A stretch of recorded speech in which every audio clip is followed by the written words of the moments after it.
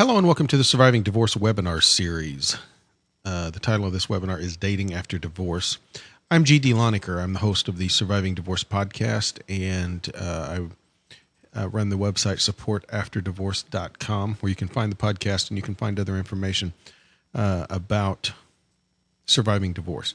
And a little bit about myself. I'm just a regular guy that went through a divorce. I'm not a pastor. I'm not a counselor. I just experienced divorce. I was fortunate enough to get hooked up with a divorce care group at my church. Ended up leading that group for about 6 years. And now I have a passion for helping people through a divorce. I have a passion for giving people hope and healing after a divorce. Giving them hope that they can experience healing. So with that, let's get started on today's topic. Today's topic is dating after divorce. So statistics say that approximately 80% of you will eventually remarry. For some of you that are listening to this, it's inconceivable that you would ever remarry. The thought of dating scares you. You're wondering if you should date, if you will ever be able to date. But according to statistics from the U.S. Census Bureau, approximately 80% of you will eventually remarry. Unfortunately, dating too soon is the single biggest mistake that I see people make. People jump in way before they should. People jump into dating because other people tell them to. People say that you should just get on with your life. Go find someone else. And they're good-meaning people. They're people who care about you. They're people who hate to see you hurt. And even though they don't necessarily know why, they know that a new relationship will take that pain away. So they are they are only looking out for what they think is your best interest. Unfortunately, the advice they're giving you is some of the worst advice they could give you. Because starting to date too soon will only cause issues. If you start to date too soon, you'll end up in a relationship way too soon. You'll end up in a rebound relationship. There's a good chance that you'll date someone who is much like your ex, who has some of the same characters as your ex did, who has some of the same character flaws that your ex did. And you will likely find yourself in a repeat situation if you go down the path of dating and marry too quickly or get involved in a serious relationship too quickly. You can find yourself back in a relationship where you're cheated on.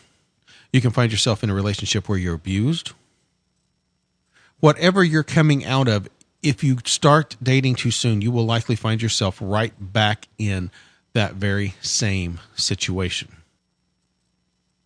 So because dating is something that almost everybody will do eventually, and because so many jump into it way too soon, I want to cover 5 rules for dating after divorce today. I want to give you 5 rules that if you follow these and if you step through these, you will have a better handle on whether you're actually ready to date and how you should approach dating when you are ready. And those 5 rules are: number 1, don't date too soon. Number 2, know what you want. Number 3, approach dating with an open mind. Number 4 is get counsel before dating. And number 5, don't date if reconciliation of your marriage is possible. If reconciliation and restoration of your marriage is possible, you have no business dating. So let's dive into these. Don't date too soon.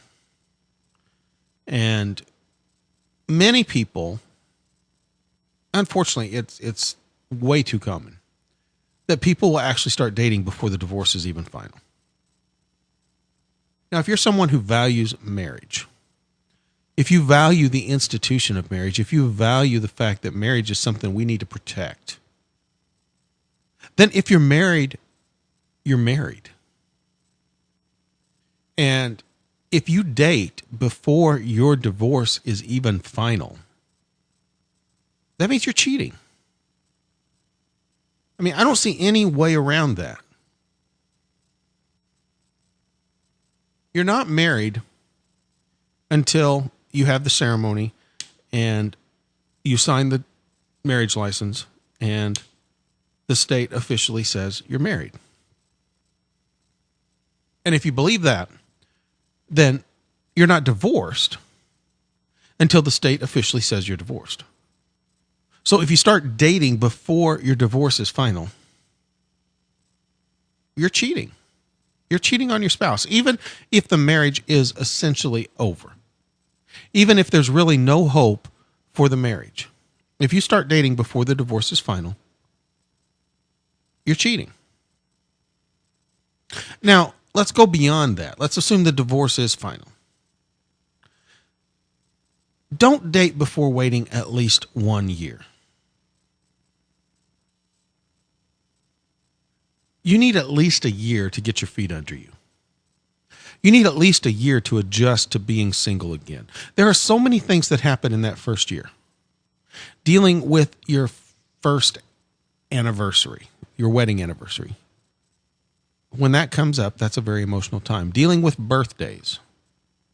Dealing with holidays and experiencing those. These are all times of where the loss you faced, and we covered grieving multiple losses last week in the podcast, or in the webinar. But grieving these multiple losses is something that becomes a big part of your first year's experience. So if you wait at least 1 year before you start dating, you've experienced all these firsts that happen in that first year after divorce. And you've at least started the grieving process on all of them. Now, that's not to say that there can't be things that crop up after a year that you realize are losses and that start you into a grieving process. But the first year is full of them. So waiting to date until after that first year is over will be better for you, and it will be better for the people that you're wanting to date. Now, finally, don't date if you still have strong feelings for your ex. And by strong feelings, it can be either positive or negative feelings. If you still love your ex, don't be dating. And we'll cover this more later. But on the flip side of that, if you hate your ex, if thinking about your ex brings you to a boiling rage, you really have no business dating, because you've got some underlying emotions that haven't been dealt with that you're going to carry into a new relationship, and that's what we call baggage. You're going to bring that baggage into a new relationship if you haven't dealt with those emotions. So if you still have strong feelings for your ex, if you're wildly in love or still angry as you can be, don't date. Don't subject someone else to that. It will color new relationships. It will put a taint on them. And you don't want to drag that baggage into new relationships. You just don't want to do it. Okay, so the second rule is know what you want. Now, the period right after divorce is like adolescence. It's a time when you are struggling to figure out who you are. You're coming out of a marriage and into singlehood again. It's much like the emotional process of moving from child to adult. You have to figure out who you are, because you're no longer married, and that is a very defining thing in most people's lives. That's the way people define themselves, as being a husband or a wife, and that is no longer you. And secondly, you've changed over the years that you've been married, especially if you've been married for a very long time. You have changed as a person. So you need to figure out who you want to be. This is a time in your life when you can make changes and no one else can tell you what you can and can't do. This is a time in your life when you've got the freedom to reinvent your life the way you want it to look. It's a period of time that you may never have again. It's an opportunity that you may never have again to really look at yourself, figure out who you are and who you want to be. Now, when you do that, you will prevent yourself from dating your ex. And by that, I mean dating someone who is like your ex. Like I talked about before, if you rush into dating before you really figure some of these things out, if you really take stock of if you rush into dating before you take stock of the relationship and figure what went wrong, figure out what role you played in the downfall of your marriage. If you don't do that, you're likely to repeat the same mistake over and over again. You're likely to find yourself in a relationship that just doesn't work. And even if it doesn't make it to marriage, it will be one heartache after another because you keep dating your ex. You keep dating someone who has the same character qualities that your ex did. Because that's what you find you're attracted to, because that's comfortable. Because you know how to handle that. And dealing with someone else, some other type of personality, some other type of character traits can be scary because you don't know what you're doing. But don't date your ex. And I don't mean your literal ex, I mean figuratively. Don't date your ex. And finally, know what your deal breakers are. When I was dating, I spent a lot of time on eHarmony initially. And eHarmony has lists of what they call must-haves and can't stands. Now, I like to call them deal breakers. But essentially, they're the same thing. Know what your deal breakers are. Know the things that know some character traits or some qualities or some beliefs that if you're dating, if the person you're looking to date doesn't have these qualities or these characteristics, you are not interested in dating them and you just will not go farther. And likewise, know some things that they can't have, that they can't do, some activities that you just will not tolerate, some character traits that you just will not tolerate,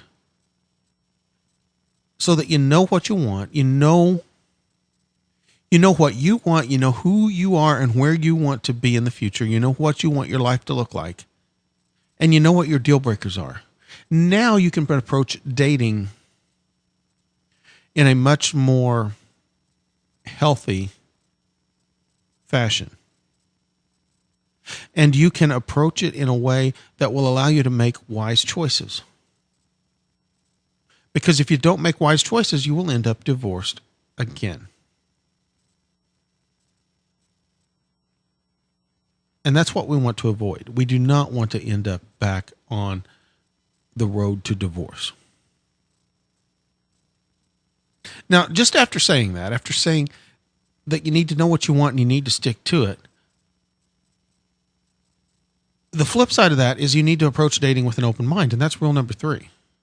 You need to approach dating with an open mind. Don't have that list of must-haves and can't-stands. Don't have that list of deal breakers too long. Because if you have it too long, nobody is going to measure up. You're going to have this list of things that your ideal partner has to meet, and there's not a living soul on this earth that can meet that list. No one can check all those boxes. So don't have that list too long. Because if you do, You're just never going to find somebody. Also, you need to date outside of your comfort zone. You need to date people who may not meet the physical characteristics that you think you're attracted to. You need to date people who may be overweight or underweight. You need to date people who don't have the color hair that you think they should have. If you're ladies,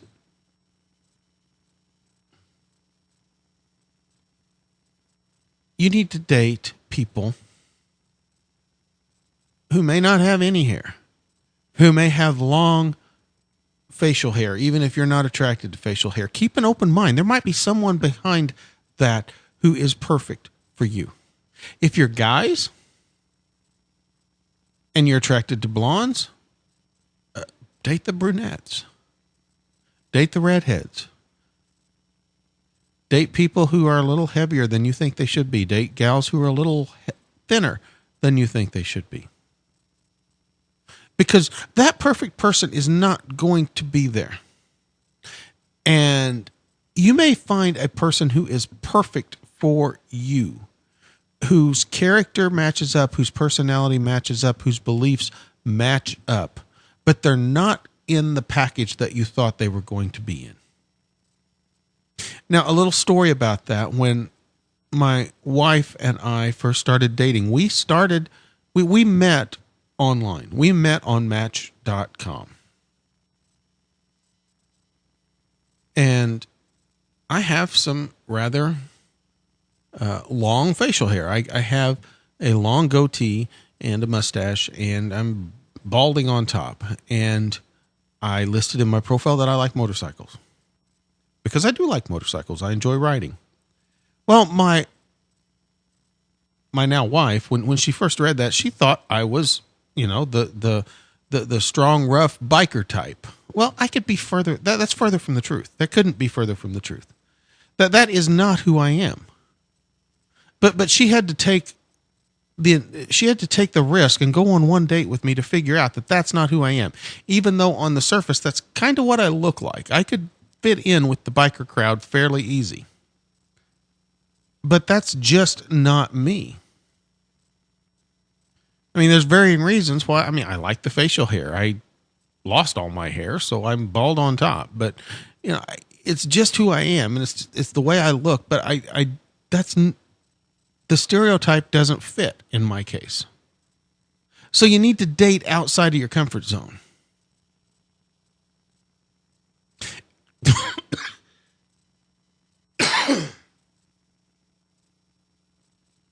And finally, I want to urge you to try online dating, because in today's world, that's just really one of the only options. There are other options, but we're so busy and we live such isolated lives because of because of the way we communicate with technology, with cell phones and computers, with Facebook and Twitter and LinkedIn and Instagram. We communicate in ways that don't get us out to meet people. And I had a very good experience with online dating. It took a long time to find the person who was right for me. It took the better part of 7 years. 6-7 years. I'd have to go back and really calculate it, but it took me 6 or 7 years to find someone who was a really good fit. So try online dating, because even if it scares you, you've got to get out of your comfort zone, and you have to try it. Now, it is a little scary, and believe me, there are some freaky people out there. As a guy in the online dating world, I was amazed at the number of women who were just looking for sex. And they're out there. I'm sure from the flip side, the ladies have to put up with a lot more men who are just looking for sex, who are not looking for a relationship, who are looking for casual sex. And it is one of the pitfalls of the platform because you're somewhat anonymous, and you can try to use the online dating sites as a way just to hook up. But there are gems out there. You will find people who are genuine, who are real, who do have your basic belief system. They're out there, but it may take a while to find them. And that's not a bad thing. Because remember, dating too soon is the biggest. Getting into a relationship too soon is the biggest mistake that I see people make. So if you think you're ready to start dating, and you're ready to take that leap, and maybe even ready to join an online dating site, get some counsel before you do it. Talk to a pastor or a trusted advisor, someone who knows you and knows your situation, because they may see things that you don't see. They may see that, hey, really, you're still hung up on this previous relationship. You're still hung up on your marriage, and you really don't have any business dating, even though you think you're further along than you are. It may very well be possible that they see things that you don't see. Now, also, if you talk to a pastor, if you can find, if you are a person of faith, if you're a Christian, talk to your pastor, because there are biblical guidelines as to whether you can date or not, whether you're free to date or not. Now, most likely, if you're listening to this material, if you're really wondering if it's okay and what dating after divorce looks like, you're probably in a situation where it's okay for you to divorce, or for you to date after divorce. That's probably okay. But talk to your pastor and get some guidance, because the Bible is clear that there are some instances where it's not okay, where the marriage needs to be restored. So just keep that in mind as you're thinking about dating. Now, finally, don't date if reconciliation is possible. If there is any chance that this marriage will be restored, that your marriage will be restored, if you can get back together, if there is a chance of that, if you would be willing to take your ex back, don't date. You have no business dating. You will only confuse the situation. Because if you start dating and you start to have feelings for someone, and then your ex suddenly decides that, hey, I'm willing to work on this. Well, now you've introduced a third party. And you will be confused because you're going to have those strong feelings of a new relationship where you're just starting to fall in love. But you're going to have this deep love, this love that's developed over years for your ex. And then you're going to have the feelings of this third party involved.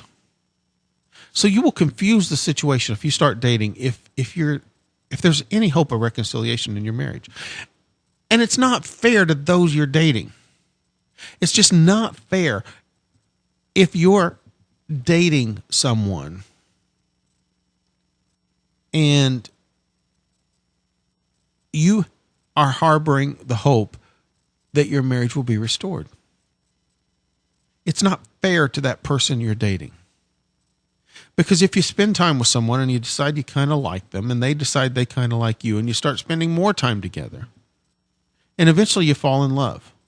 And then all of a sudden your ex comes back and says, hey, I've kind of rethought this and I think I'd like to work on this. Well, now what do you do? We talked about it a little bit before, but now what do you do? And it's just not fair to those you're dating if you would be willing to reconcile. Because you need to be ready if your ex decides to try again. Because if you're not ready to try again when they're ready, that opportunity may be lost forever. So if you are holding out hope, if you're praying that your marriage will be saved, don't date. Don't confuse the issue. Don't be unfair to those who you're dating. So those are the 5 rules. And with that, we will take questions. And I didn't mention this before, but I am recording this a second time. The first time the recording did not work. So there are no live questions, but I did have a question the last time, and it took a while for the person to enter it. So if you are listening, and that person's name was Virginia. Virginia, if you're listening, I did see your question, but it was too late to answer it. And Virginia's question was, she's scared that the men that are out there are only looking for sex. And Virginia, that's a valid concern because there are people out there who are only looking for sex. Now, the way to combat that is to be dating from a position of strength. Don't be dating because you feel like you need someone in your life. Don't be dating because you don't want to be alone. Be dating because you have moved on and you're ready to move on.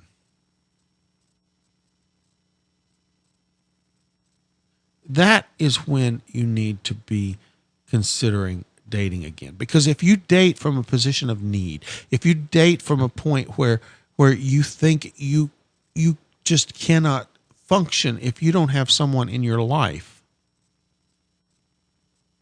you will be more susceptible to those who don't have the purest intentions, to those who aren't looking for a relationship, for those who aren't looking for marriage, for those who are just looking for sex.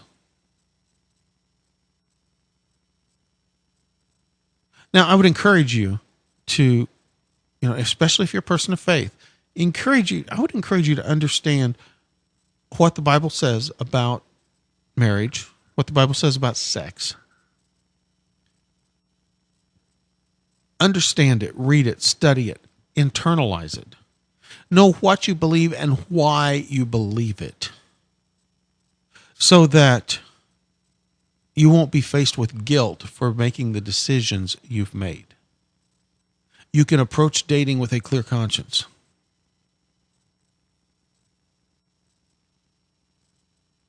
And Virginia, I hope that answers your question.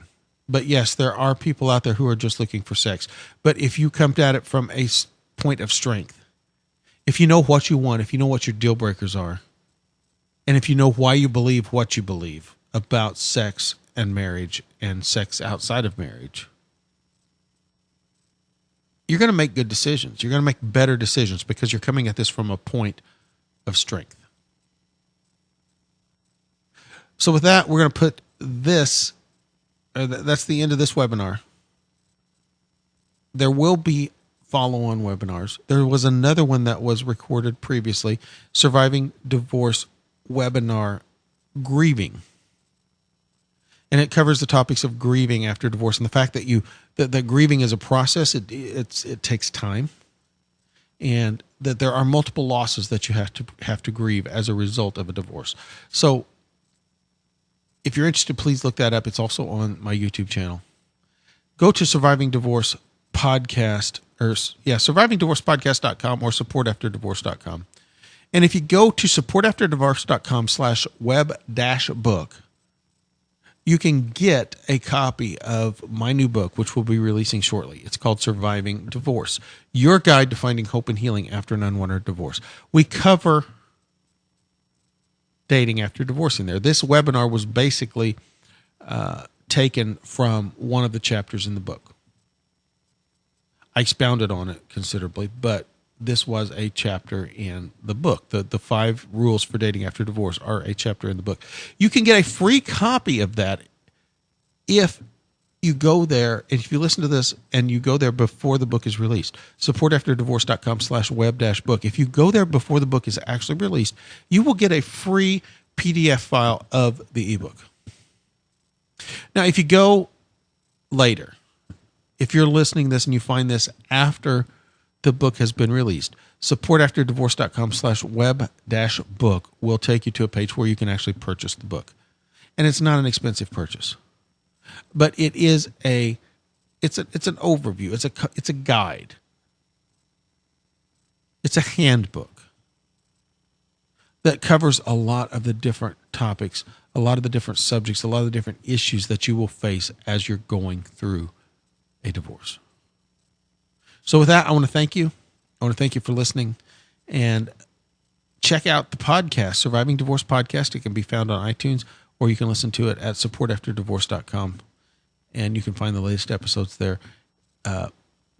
Much of the same type of teaching happens on the podcast, so check it out and subscribe. I'd appreciate it. If you have a question, you can email me at feedback@supportafterdivorce.com, feedback@supportafterdivorce.com, and that will allow you to ask. You can send me an email there, and I can cover it in the podcast, or I will send you a short response. I'll either send you a response or tell you that I've covered it in the podcast. Sometimes both. Sometimes the response I send you is more personal than what I cover in the podcast. But with that, we're going to put this one in the books. We're going to wrap it up. This is G.D. Loneker. You have a blessed week.